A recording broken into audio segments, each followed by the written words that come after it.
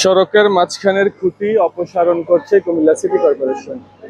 কুমিল্লা নগরীর কান্দিরপাড় থেকে circuit house সড়কে যে সংস্কার করা হয়েছে সড়কটি, সেই সড়কের মাঝখানের খুঁটিগুলো রেখে কিন্তু তা সংস্কার করা হয়েছিল। অবশেষে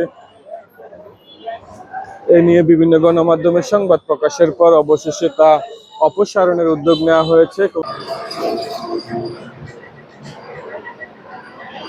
আমরা দেখতে পাচ্ছি বিদ্যুতের খুঁটি অপসারণের কার্যক্রম চলছে। কিছুক্ষণের মধ্যে এই খুঁটিটি অপসারণ করা হবে। আপনারা জানেন যে আমাদের এই রাস্তাটি সাইড ওয়েডেনিং করা হয়েছে।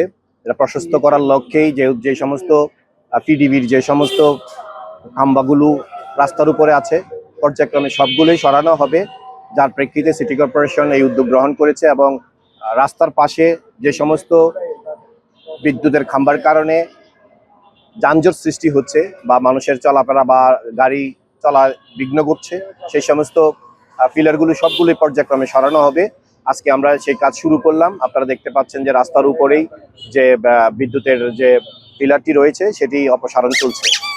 সবগুলোই আমরা গত কয়েকদিন আগেই আমাদের যারা বিভিন্ন ওয়ার্ডের দায়িত্বরত কর্মকর্তারা রয়েছেন তাদেরকে বলেছি এ ধরনের একটা রিপোর্ট জমা দিতে। কিছু কিছু জায়গায় ড্রেনের উপরে আছে বা কিছু কিছু আবার রাস্তার উপরে বিদ্যুতের খাম্বা রয়েছে, পিলার রয়েছে, এগুলো কোথায় কোথায় অপসারণ করতে হবে আমাদেরকে জানানোর জন্য। এবং ড্রেনের উপরে কিছু স্ল্যাব ভাঙ্গা রয়েছে, স্ল্যাবগুলো যেন একটা তালিকা করে আমাদেরকে দেয়, কারণ সামনে বর্ষা আসতেছে, কোনো দুর্ঘটনা যেন না ঘটে। যে স্ল্যাবগুলো রয়েছে এগুলো আমরা আবারও এগুলো পুনর্নির্মাণ করে আমরা আবার সংস্কার করে আমরা নতুন আঙ্গিকে আবার স্ল্যাবগুলো লাগাবো। নগরবাসী তো আসলে আমি দায়িত্ব পাওয়াতে, নগরবাসীর পূর্বে যারা দায়িত্বরত ছিল, বর্তমানে আমি দায়িত্ব পাওয়াতে তাদের চেয়ে কুমিল্লার মানুষ অনেক প্রত্যাশা বেড়ে গিয়েছে। আমার কাছে ওনারা অনেক প্রত্যাশা করছেন, কারণ তারা মনে করেন যে আমি তাদের সন্তান এবং আমার অতীত চিন্তা করে তারা ভাবতেছেন যে আমার হাত ধরে নতুনত্ব আসবে বা ভালো কিছু হবে।